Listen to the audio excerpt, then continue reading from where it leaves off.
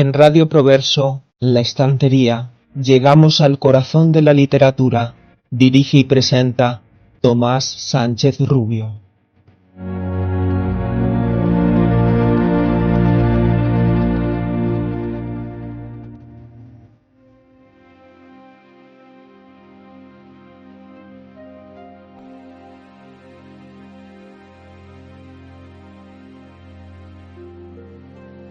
Bistritz, 3 de mayo.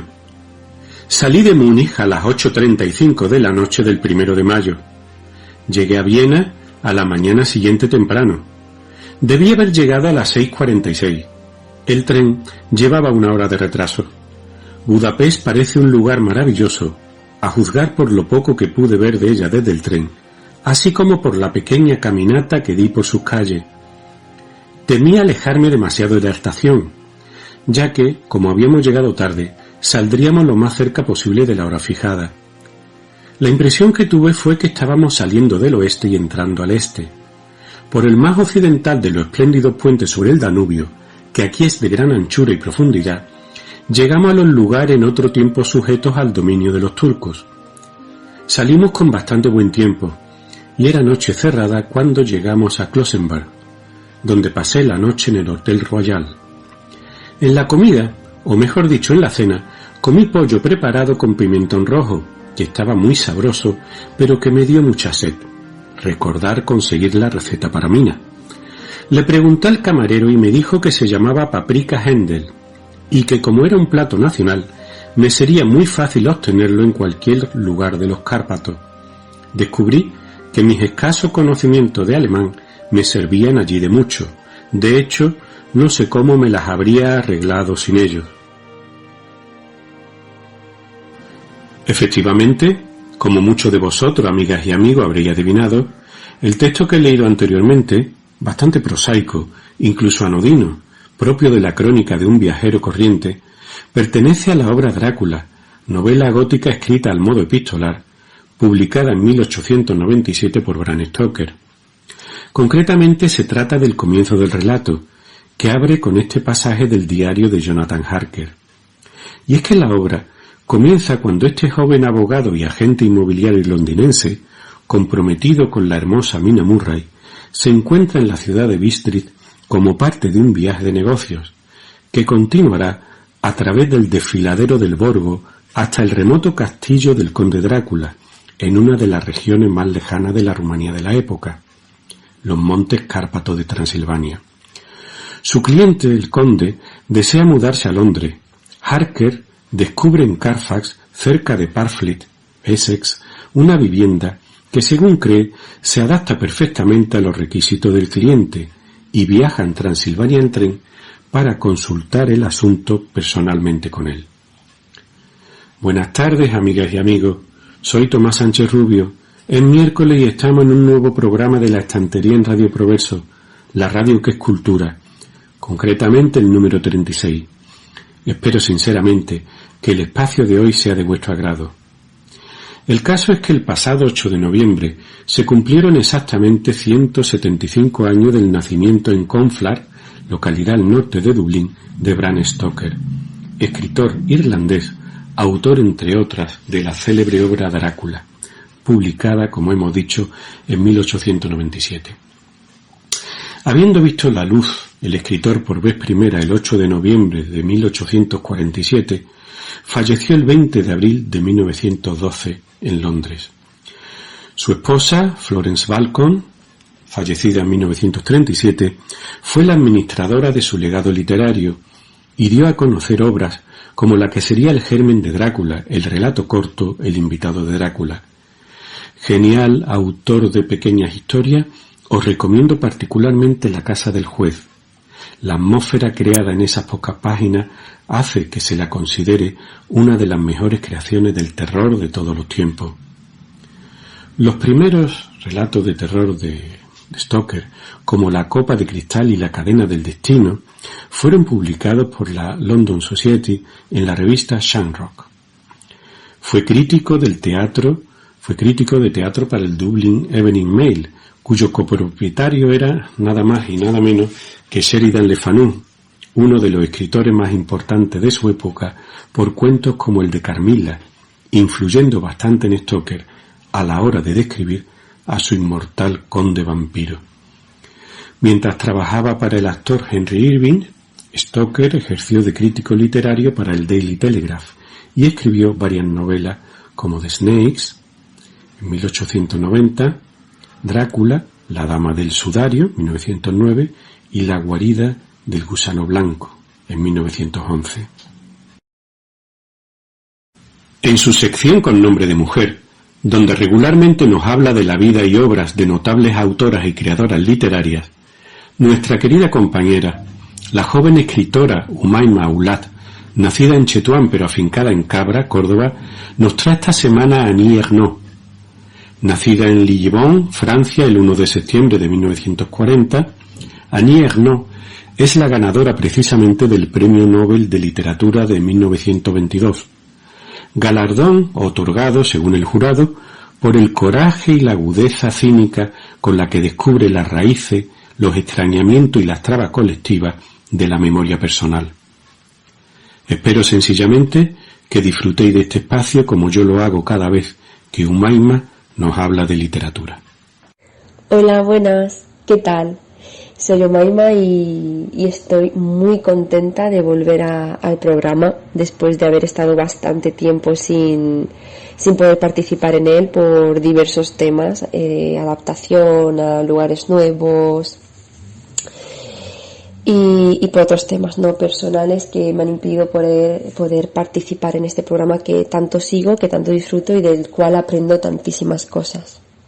También me llena de orgullo ser la que lleva esta sección, porque mi biblioteca está repleta de mujeres, de escritoras. Es cierto que antes de todo esto yo solamente leía hombres, conocía a pocas escritoras, pero cuando empecé a adentrarme dentro de esta literatura tan importante me di cuenta de la relevancia que conllevaba leerlas, y no solamente leer a hombres, que creo que también es importante, sino leer también a la otra parte de la sociedad, ¿no?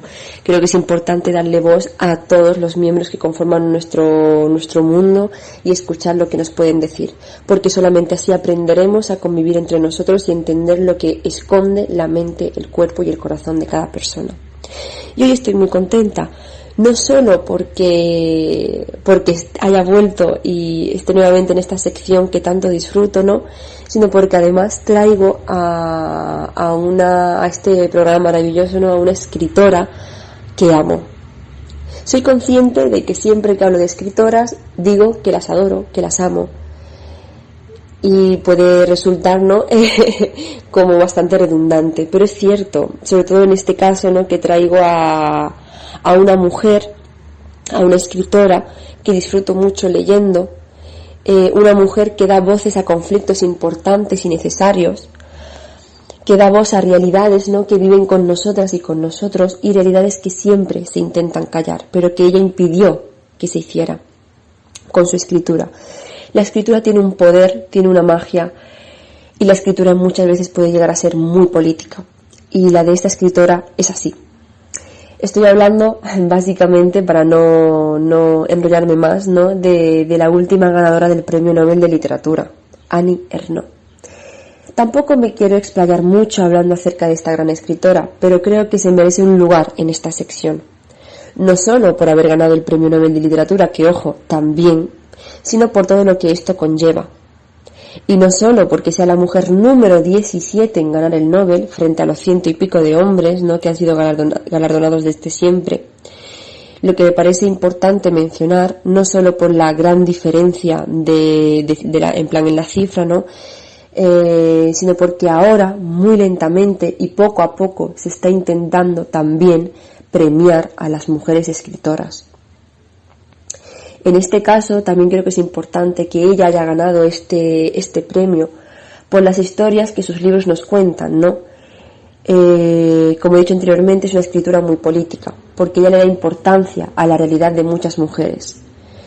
Y no son realidades tan tangibles, ¿no?, y observables para cualquiera, sino que son aquellas realidades que esconden los corazones, ¿no?, y la mente de miles de mujeres.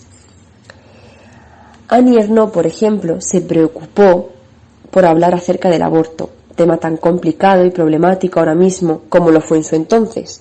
Y me atrevería a decir que incluso en ese entonces en el que ella habitaba, era mucho más complejo hablar de este tema. Era una realidad al final de muchas mujeres que se ha callado o impuesto la no decisión de su propio cuerpo. Ella ya en sus libros reivindicaba años atrás esta libertad, esta necesidad de la mujer por sentirse la controladora de su propio cuerpo, por sentirse suya, el verse al espejo y ver ese cuerpo como algo que le pertenece y que no pertenece ni al Estado ni a los hombres, sino a ella como mujer. Esto ya es un gran avance. Una mujer hablando de este tema, siendo galardonada por el mayor premio de literatura de la historia, una mujer que en los últimos años ha conseguido un reconocimiento más que digno. No solamente ya por estos temas conflictivos como el aborto, la maternidad, la menstruación, el desamor, sino también la manera que tiene de hablar acerca de los sentimientos, de las pasiones, no de la violencia que la mujer vive a diario, dándole un altavoz a una verdad que se desconocía y que si se hablaba de ella siempre era culpando a la figura de la mujer, no, o invitando a la mujer que actuara al respecto, aun siendo ella la que soportaba todos estos daños, ¿no? Se ha abierto básicamente la puerta a una serie de situaciones necesarias de conocer y que tras este premio confío en que muchos hombres podrán leerla. Es cierto, ¿no?, que gran parte del público que lee a Annie Ernaux son mujeres. De hecho, normalmente a las mujeres que hablan de emociones, sentimientos, aborto, maternidad, menstruación, maltrato, patriarcado, machismo, ¿no?, suelen ser siempre leídas en su mayoría por mujeres, mientras que a los hombres los leen tanto mujeres como hombres. Es una pena que así sea porque creo que los hombres de nuestras sociedades están perdiendo la voz de gran parte de la sociedad y creo que esta literatura les acercaría a conocer mejor qué ocurre dentro del cuerpo y la mente de una mujer. Conviviríamos desde un conocimiento mutuo, más agradable, ¿no?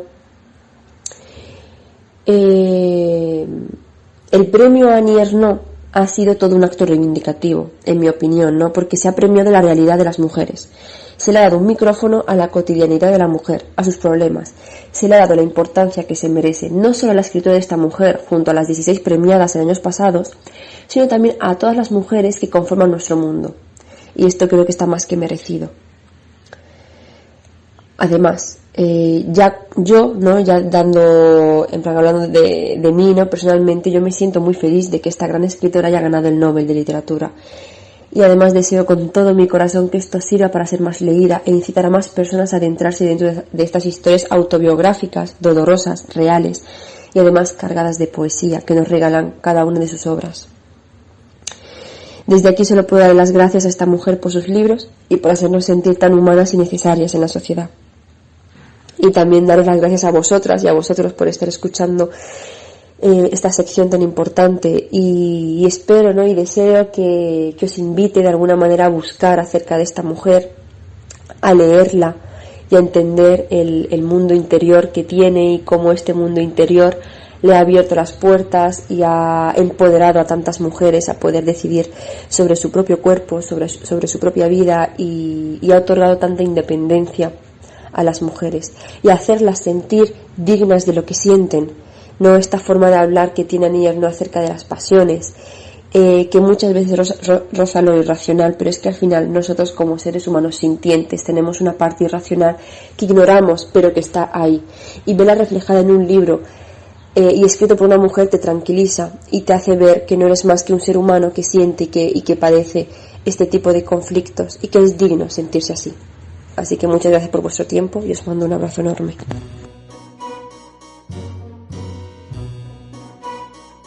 Esta semana, en el espacio Desde la Raíz, donde comentamos habitualmente la etimología de diversas palabras y expresiones pertenecientes a nuestra rica lengua castellana, nos referiremos a algunos términos de cuyo origen, a pesar de seguir siendo habituales hoy día, hemos perdido ya la conciencia. Empezaremos con algunas palabras relacionadas con el mundo del deporte. Tal es el caso de la voz cancha. Cancha proviene del quechua y significa recinto cercado, como el espacio destinado a ciertos deportes o espectáculos. Recordemos que el quechua es un pueblo amerindio que habita en la región andina, sobre todo de Perú y Bolivia, y que es descendiente de los antiguos incas. De esta etnia proceden términos también adoptados por el español como poncho, gaucho, morocho, caucho, chirimoya o carpa. De origen bien distinto es la palabra estadio. Estadio proviene del griego stadion, una medida de longitud, en principio variable de una ciudad griega a otra, ya que también la medida del pie variaba. Pasó al latín como stadium, medida equivalente a unos 600 pies áticos, lo que vendría a ser unos aproximadamente 180 metros. Este vocablo adoptó en español el género masculino, ya que en griego y latín era una palabra neutra. Por otro lado tenemos campo, que procede del latín campus, y que parece ser palabra de origen rural, quizá prelatina, cuyo significado original era el de llanura. Pronto pasó a designar al campo de batalla. De hecho, en español tenemos algunas palabras derivadas de campo propias del lenguaje militar, como son campear, que significa salir el ejército a combatir en campo abierto, estar en campaña militar, el adjetivo campal, aplicado a un enfrentamiento armado o batalla especialmente cruenta, o el calificativo campeador, que significaría el que destaca en la batalla. También, por supuesto, de campus vendría campeón, palabra que del latín pasó al germánico y de este al longobardo o lombardo, posteriormente pasando al italiano, lengua de la que la tomó el castellano a principios del siglo XIV. Relacionada con la palabra balón, tenemos que en francés bola se dice boule, pero también nos podemos fijar en que podría tratarse del aumentativo de bala. En griego, el verbo lanzar, de donde vendría el bala del español, era el griego ballo, que en latín equivalía a micto, enviar, lanzar, y de donde vendría también nuestro sustantivo misil. Para un romano un misil era cualquier tipo de arma arrojadiza, desde una piedra hasta una lanza. En cuanto a pelota, nos encontramos que en latín también pilotelus era el diminutivo de pila, que hacía referencia también a un objeto redondo que se utilizaba para jugar, normalmente fabricado de tripa de animal. Es curioso que la palabra pelota o pila en griego es sphaira, de donde por supuesto a nosotros nos vendría el término esfera. Y relacionado con esta palabra sphaira nos vamos al tenis. Hacia fines del siglo XIX el militar inglés Walter Clopton Winfield afirmaba que había creado este deporte, al que denominó esphairistique, que era el nombre de un antiguo juego griego en el que se arrojaba de un lado a otro lo que sería la esfaira, ¿no?, la pelota. Sin embargo, muchos consideran que Winfield solo se limitó a hacer una adaptación de juegos no tan originales, como eran el jeu de paume, squash y badminton para canchas al aire libre. El nombre adoptado por Winfield acabó por no prosperar, puesto que se prefirieron otros como tenis, tennis y finalmente tennis, que vendría del francés tenir, voz del verbo tenir, que en este caso significa algo semejante como recibir o contener la pelota. En efecto, en los primeros tiempos, el jugador que ejecutaba un saque gritaba a su rival, pues, esa expresión, ¿no? Tener, ahí va, digamos, una forma elegante de decir ahí va la pelota, ¿no? Y por último nos vamos a referir a la curiosa palabra hincha. Hincha, indudablemente, viene del verbo hinchar y representa que estos apasionados al deporte están hinchando o agrandando a su equipo. El verbo hinchar viene del latín inflare y su doblete en nuestra lengua sería inflar. El verbo latino está compuesto del prefijo in, hacia adentro, como es importante señalar en interés o en invitar, unido al verbo flare, que significando soplar, daría en español a su vez la palabra flato. Pero sin embargo, esta sería como una explicación simple, ¿no? El hincha como alguien que está insuflando fuerza a su equipo, ¿no? Otros refieren que el término hincha provendría de manera específica, ¿no?, de América del Sur, y más concretamente del Club Nacional de Fútbol de Montevideo, en Uruguay, que contaba a principios del siglo XX con un trabajador llamado Prudencio Miguel Reyes, gracias al cual la palabra ha llegado hasta nuestros días. Pues bien, la historia consistiría en que Miguel Reyes trabajaba como utilero y era el encargado de realizar todo tipo de labores en el club. Entre sus responsabilidades se hallaba la de hinchar los balones antes de cada partido. En aquella época, los esféricos, ¿no?, que al principio procedían de la vejiga de los bueyes, eran inflados a mano, ya que no existían compresores que pudieran realizar este trabajo. La tarea se llevaba a cabo con unos rudimentarios instrumentos que se llamaban hinchadores, y por lo tanto al utilero se le llamaba hinchador. El caso es que parece ser que, además de ocuparse de sus labores, Reyes era un entusiasta seguidor de su equipo, al que arengaba con gran pasión, con gritos y cánticos durante todos los partidos. Se dice que este hombre, Prudencio, iba de punta a punta al borde de la cancha animando a los jugadores, lanzando gritos con su vozarrón y generando un clima festivo nunca visto hasta entonces por el público de los partidos de fútbol en el siglo XX.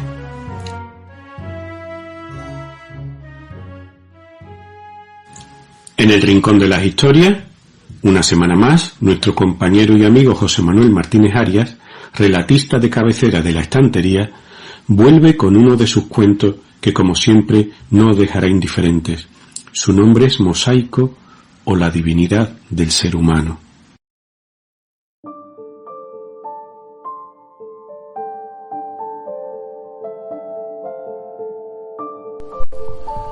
Durante el mes de marzo pasado fue escrita la siguiente extraña composición, más que relato, que se titula Mosaico, o la debilidad del ser humano. Viene precedida de una cita de Arthur Schopenhauer, que dice: finalmente descubrirá que en el mundo ocurre como en los dramas de Goethe, en todos los cuales aparecen siempre los mismos personajes con igual propósito y destino. Los motivos y acontecimientos son en cada obra distintos, pero el espíritu de los acontecimientos es el mismo. El mundo como voluntad y representación, parágrafo 35. En medio de una habitación de un viejo hotel de una ciudad del este se encontraba el hombre escéptico, que no había llegado a creer más que en la impotencia de un cuerpo débil y de una leve voluntad con los que había llegado a identificarse. Para una joven que lo mirase desde el edificio de enfrente, este hombre escéptico no estaría tan envejecido como sus propios pensamientos pudieran hacer creer. Pensamientos estos enredados en su limitada y torcida memoria.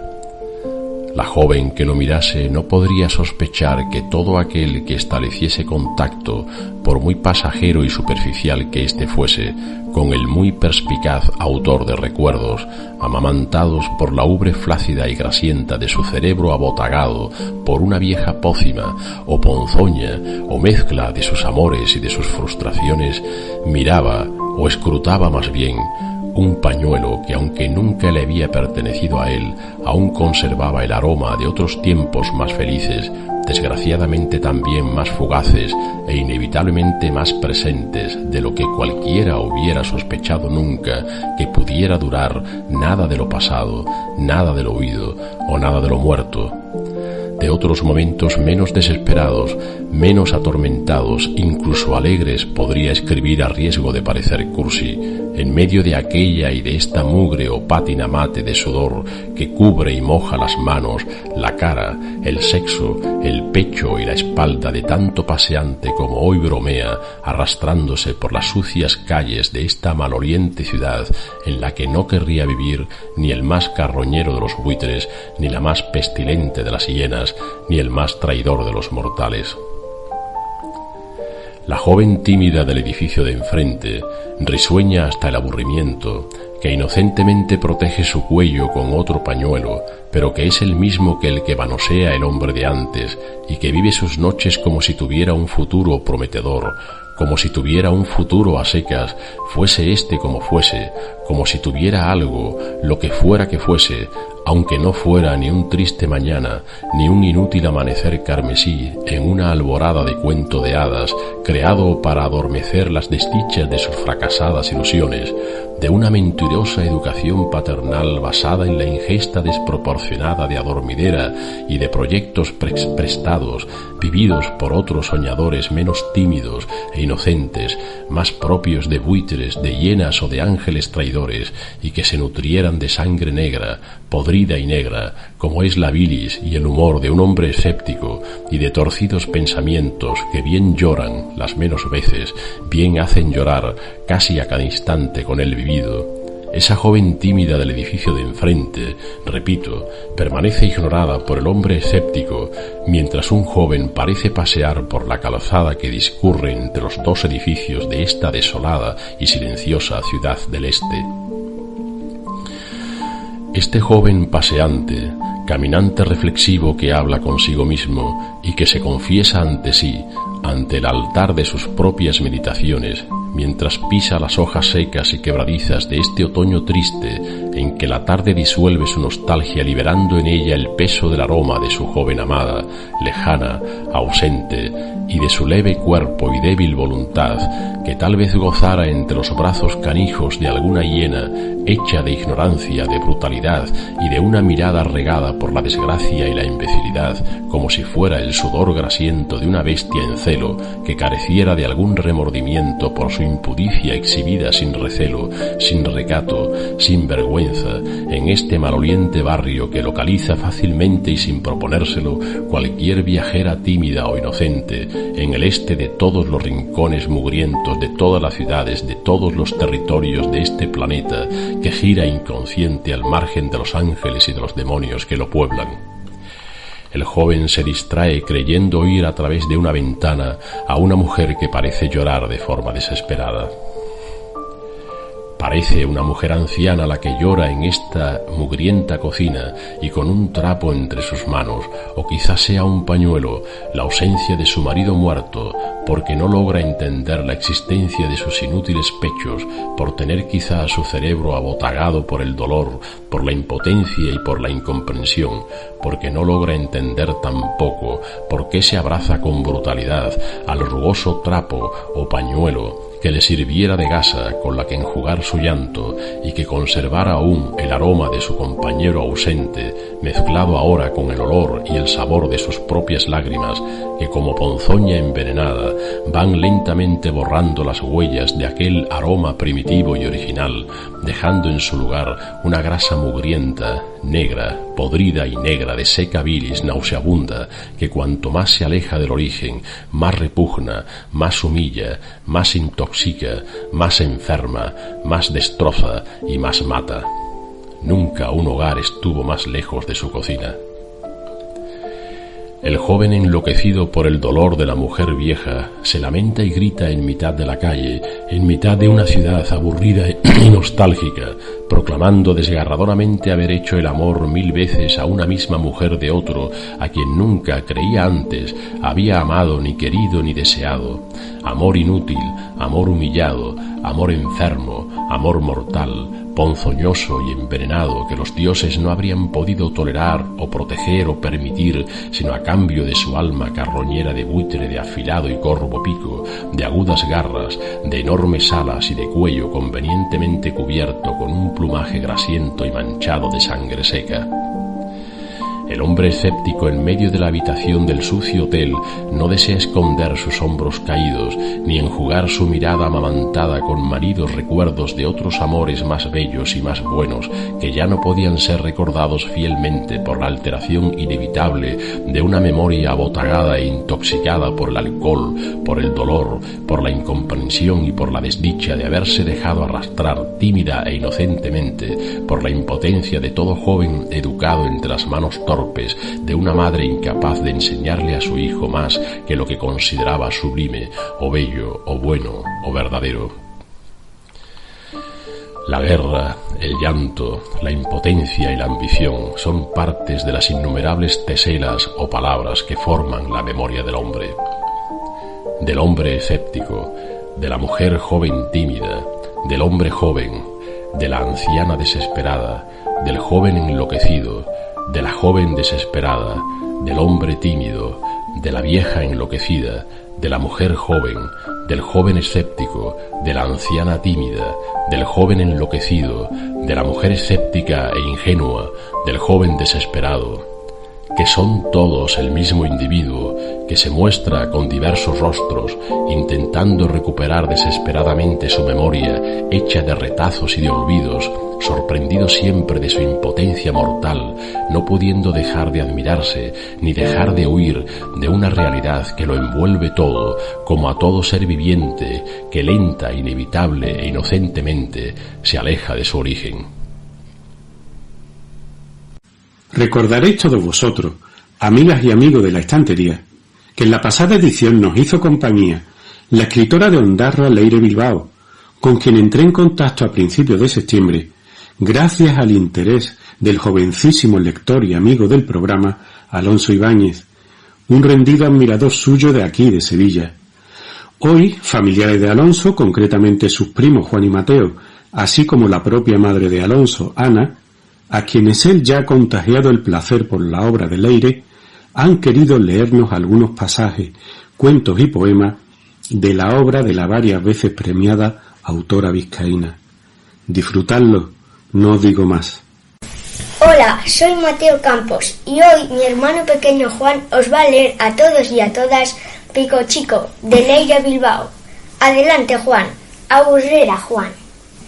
Pico Chico vivía en el lomo de un hipopótamo. Era tan pequeño y silencioso que el hipopótamo no le importaba llevar a cuestas a un pájaro con un pico así de chico. Para el pájaro era muy cómodo vivir sobre el gran animal, así que lo escogió como territorio, un territorio con patas. No necesitaba volar para buscar comida. Sobre ese gran cuerpo podía viajar a donde quisiera. En el lomo del hipopótamo tenía casi todo lo que necesitaba para vivir. Y en agradecimiento se comía los parásitos que crecían en las heridas del gran animal. El hipopótamo era tremendo, gruñía alto y fuerte, tanto a sus amigos como a sus enemigos. Gruñir era su saludo y su defensa. El gruñido era su lenguaje. Todos los animales de la selva lo respetaban. Y así Pico Chico aprendió a gruñir como el hipopótamo. Gruñía a la jirafa, gruñía a la cebra, gruñía al buey, al ciervo y a todos los demás animales. Pensaba que gruñido a gruñido se haría tan temible y poderoso como el gran hipopótamo. Un buen día encontraron un lago lleno de hipopótamos. ¡Grrr! Los saludaron ambos. Al oír gruñir al pájaro, los grandes hipopótamos se echaron a reír a carcajadas. «Vámonos de aquí», le dijo Pico Chico a su hipopótamo. Sin embargo, el hipopótamo se metió en el lago y se puso a jugar con sus amigos. Tan campante, el pájaro nunca antes se había sentido tan diminuto. Entonces Pico Chico le escarbó en una herida, rascó, restregó y picoteó, rascó y rascó con su pequeño pico. El hipopótamo enfadado se sumergía en el agua hasta hacer desaparecer su gran cuerpo, de modo que el pequeño no le quedaba apenas lugar donde posarse.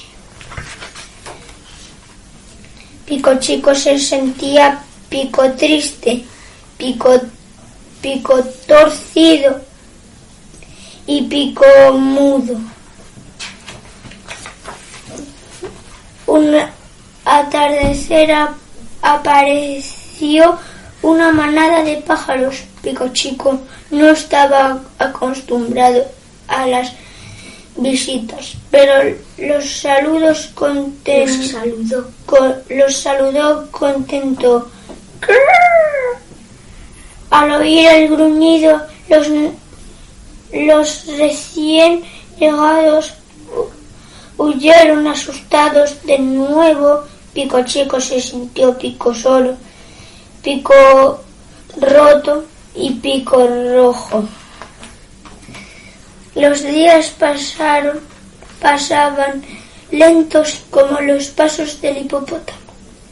El gran animal avanzaba firme, dejando en el suelo sus profundas huellas.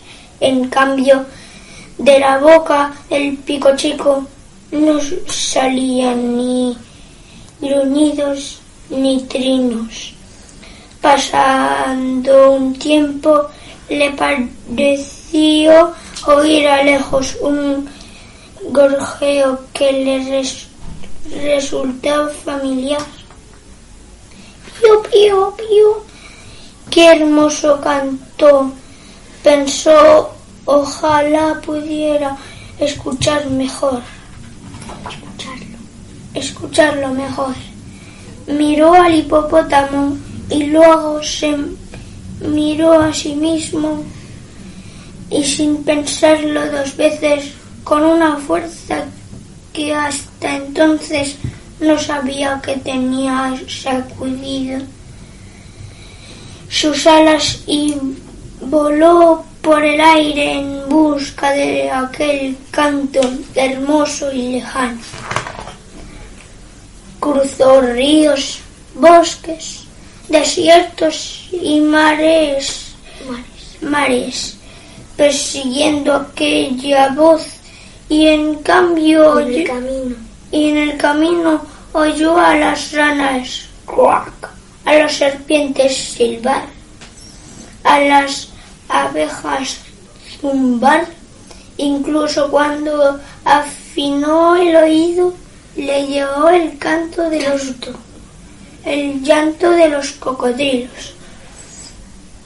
Pero no daba con aquel gorjeo que tanto le había cautivado.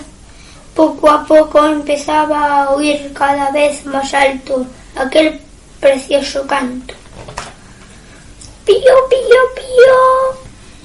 Oyó cada vez más cerca.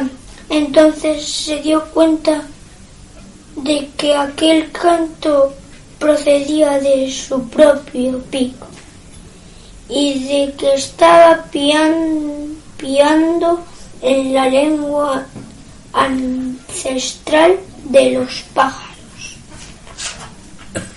Pico Chico voló alto y feliz, y cuando se encontró con los grandes hipopótamos del lago, sacudió sus alas con fuerza y alzó su voz orgulloso de sí mismo.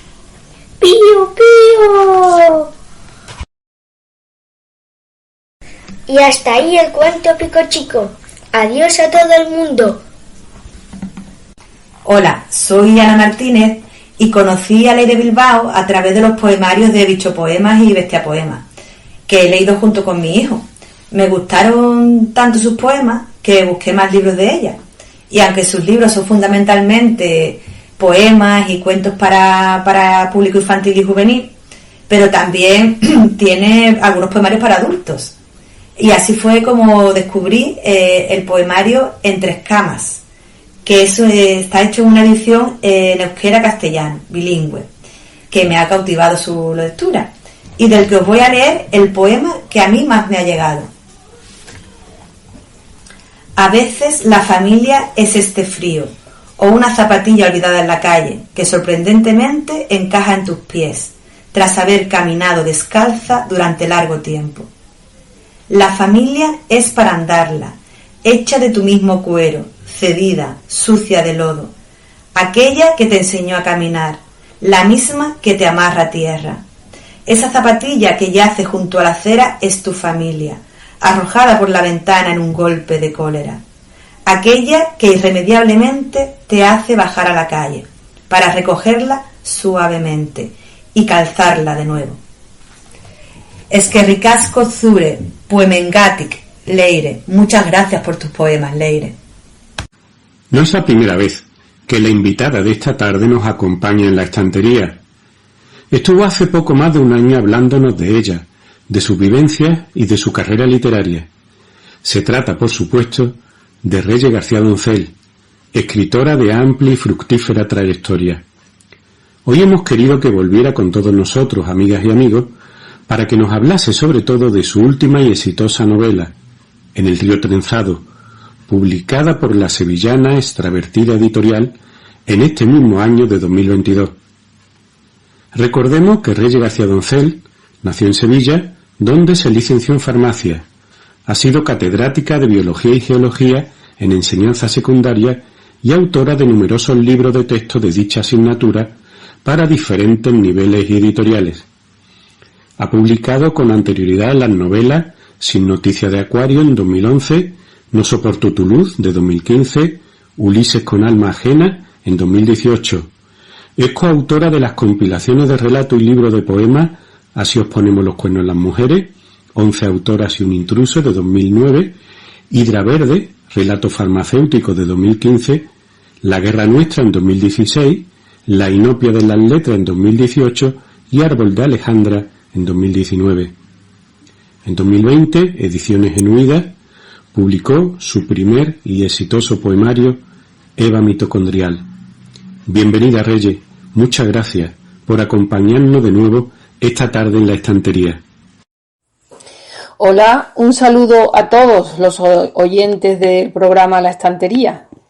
Estoy encantada de estar aquí con vosotros y muchas gracias, mi agradecimiento a Tomás Sánchez Rubio que me ha invitado. Tomás me propone que cuente un poco sobre mi vida y luego sobre la última obra que he publicado. Bueno, pues mi nombre es Reyes García Doncel, soy escritora de novela y de poesía. He escrito 3 novelas, 4 con la que está ahora mismo, es la última que os comentaré más tarde. La primera se llama Sin noticias de Acuario, fue publicada por la editorial Paréntesis y trata de mi adolescencia, cuando me metí en una secta o pseudo religiosa, pseudo filosófica de carácter oriental. Y la segunda se llama No soporto tu luz, la publiqué con Ediciones Genuidas y aborda el tema del acoso laboral.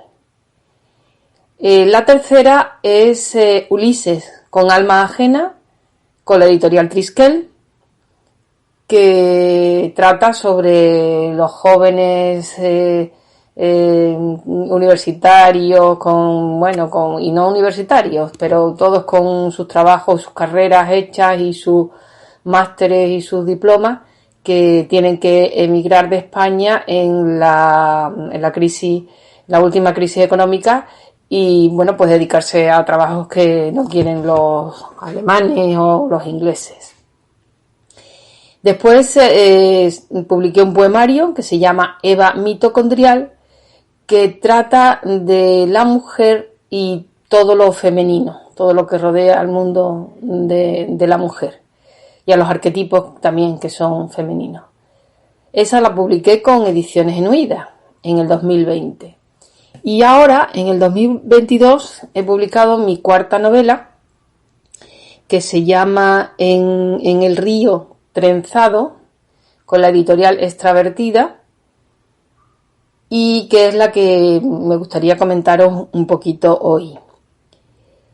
En El río trenzado narra la historia de la misma mujer, se llama Ana, y se parten de los mismos condicionantes geográficos y sociales, es decir, la misma familia, la misma ciudad, los mismos amigos, pero conforme va pasando el tiempo y ella va tomando decisiones, y además los que la rodean van tomando decisiones también, su padre, su madre, en fin, su novio, los que la rodean, pues su vida va cambiando.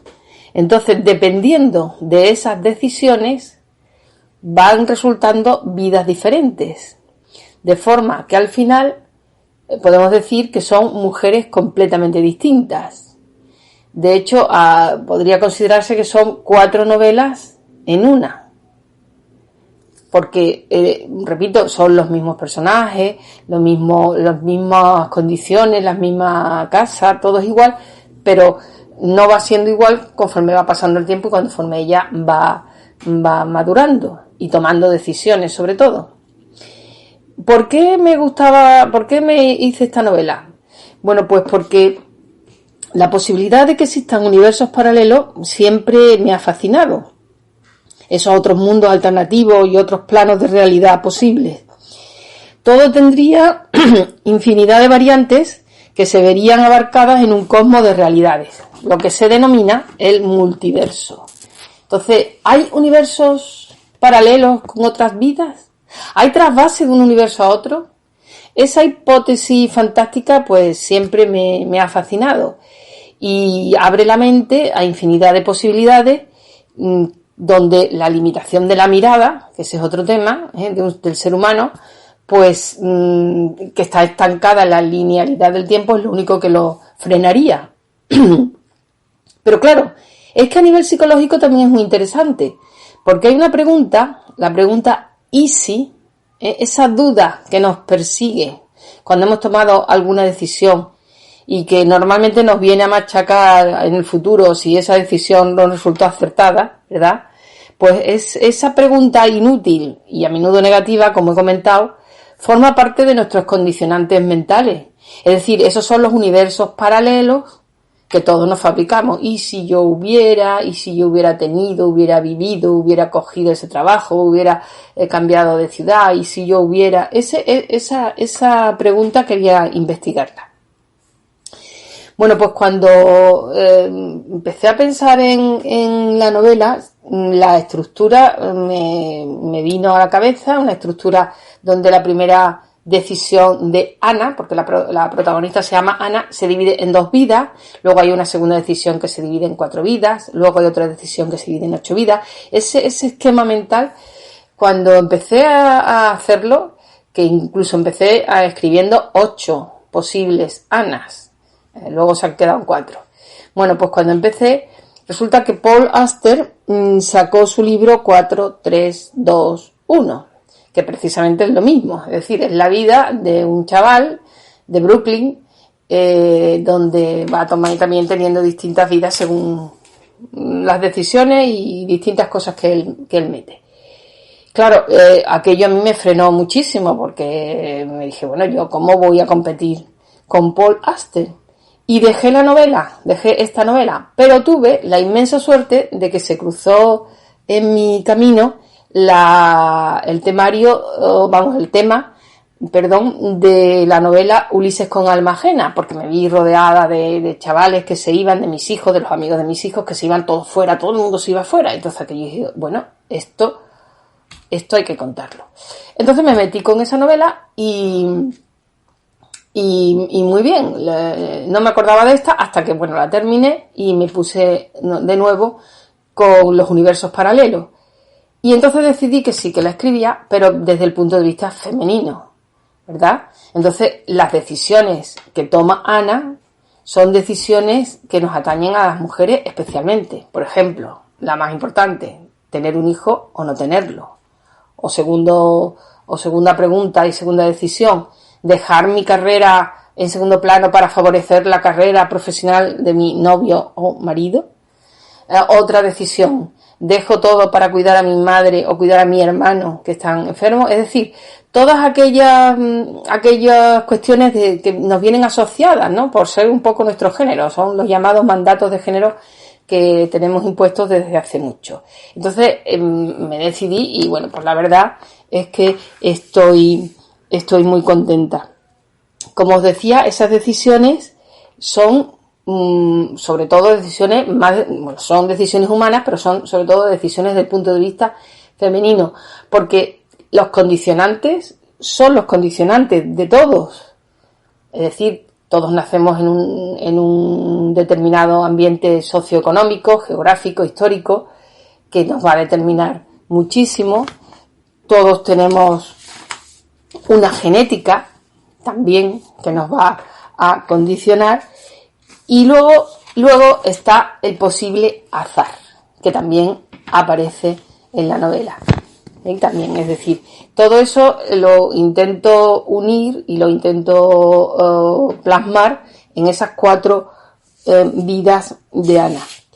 Los personajes de la novela también son diferentes en cada una de las vidas. Hay una personaje que a todo el mundo le gusta mucho, que es el personaje de la abuela. Se llama Sabina. Y es una mujer sabia, pero no estudiada, que vive en la marisma y que para la protagonista es muy importante. Es curioso porque este es un personaje heredado. Es herencia del poemario Eva mitocondrial, donde aparece como la huesera. Y tiene dedicada toda la tercera parte. Pero era un personaje que por derecho propio pedía más. Y fue creciendo.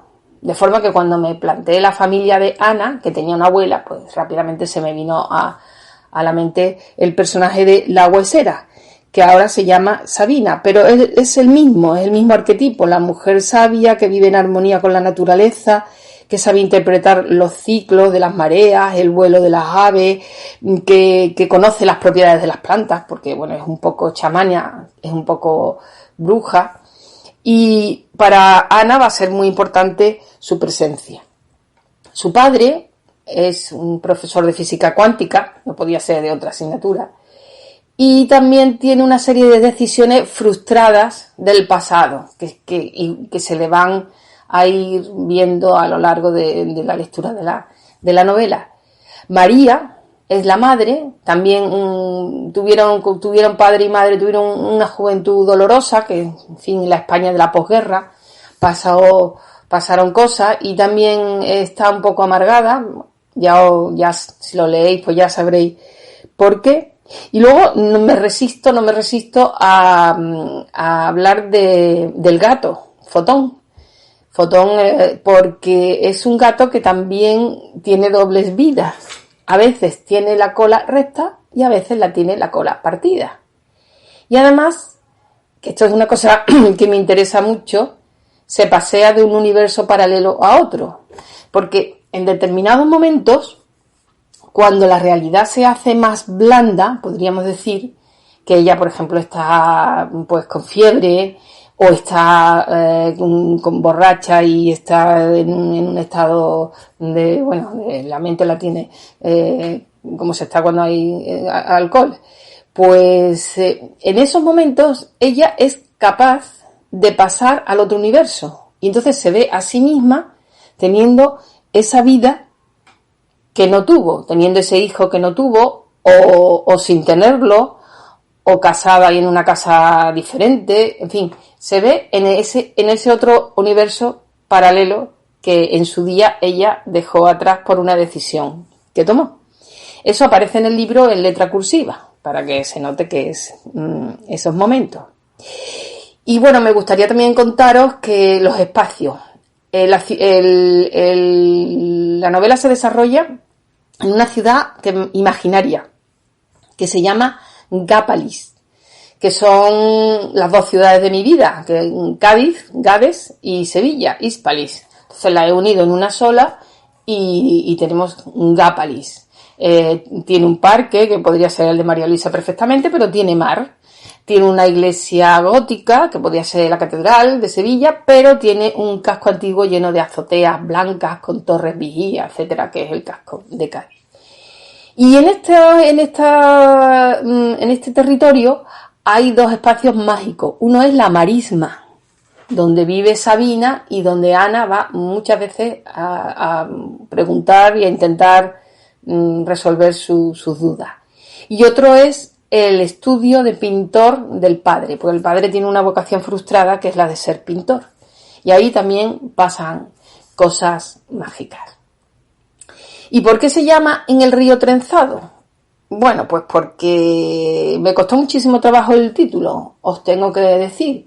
Y además siempre se me venía a la memoria el título de Borges, El jardín de los senderos que se bifurcan, el de su relato, que es perfecto, es un título perfecto, pero claro.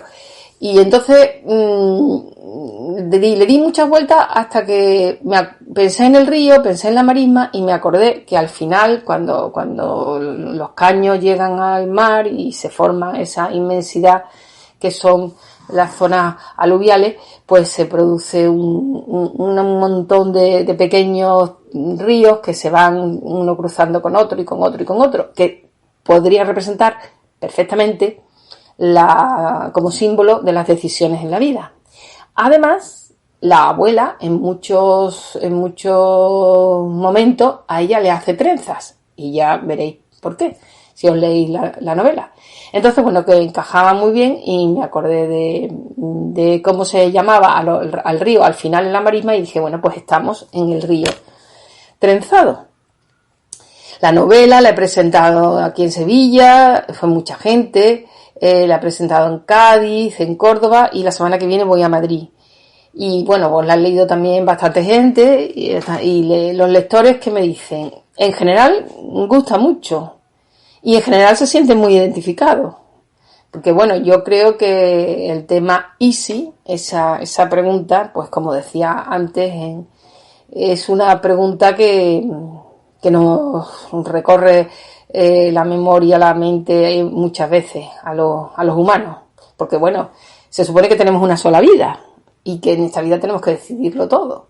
A lo mejor no es cierto, ¿no? A lo mejor hay vidas paralelas, hay multiversos. Bueno, pues con esa pregunta os dejo. Repito, me alegro mucho de estar con vosotros, de haber estado este ratito. ¿Y la novela dónde la podéis conseguir? Pues o bien en la editorial, que es Extravertida, o en diferentes librerías, la Caótica, Yerma, El Gusanito Lector, pero si no está, bueno, también en la Casa del Libro, pero si no está, se pide, porque, en fin, normalmente vosotros sabéis que las librerías tienen en stock pocos libros de este tipo. Vale, pues muchas gracias por estar ahí, por escucharme. Y me gustaría veros comentando la novela, si la habéis cuando la hayáis leído. Un abrazo a todos y muchas gracias de nuevo a Tomás.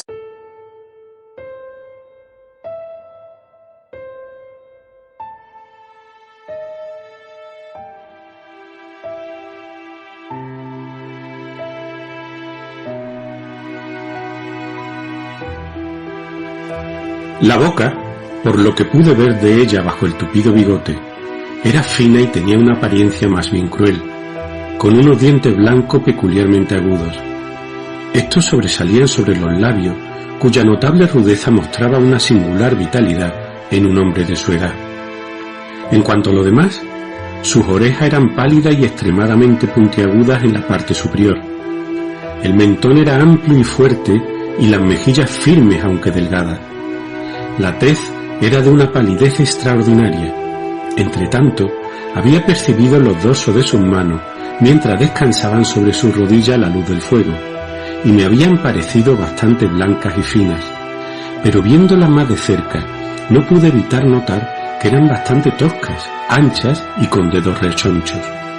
Cosa rara, tenían pelos en el centro de la palma. Las uñas eran largas y finas, y recortadas en aguda punta. Cuando el conde se inclinó hacia mí y una de sus manos me tocó, no pude reprimir un escalofrío.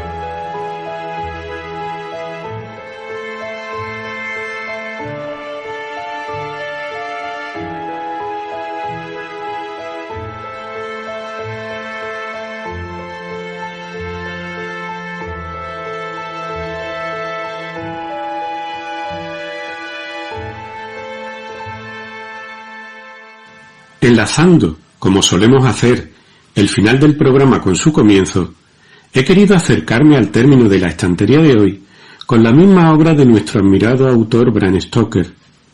En este caso se trata de otro pasaje de Drácula cercano al comienzo de la obra, y en el que precisamente Jonathan Harker lleva a cabo una descripción física del conde. No podemos dejar de rememorar el elevado número de versiones cinematográficas protagonizadas por Vlad Dracul, así como a los actores que han desempeñado su papel. Recuerdo con especial cariño a Bela Lugosi, que fue el primero en hacerlo en el año 1931. Ya tenía experiencia habiéndolo protagonizado en el teatro en la legendaria película de Todd Browning. Por otra parte, debo señalar que mi niñez transcurrió admirando a Christopher Lee, el actor que más veces ha interpretado a Drácula, 10 ocasiones desde el año 1958 a 1976, durante la era dorada de las clásicas películas de terror de la productora Hammer. Me despido por ahora de todos vosotros, amigas y amigos de la estantería. Espero que el programa de hoy os haya sido realmente de provecho. Pronto, muy pronto, volveremos a escucharnos.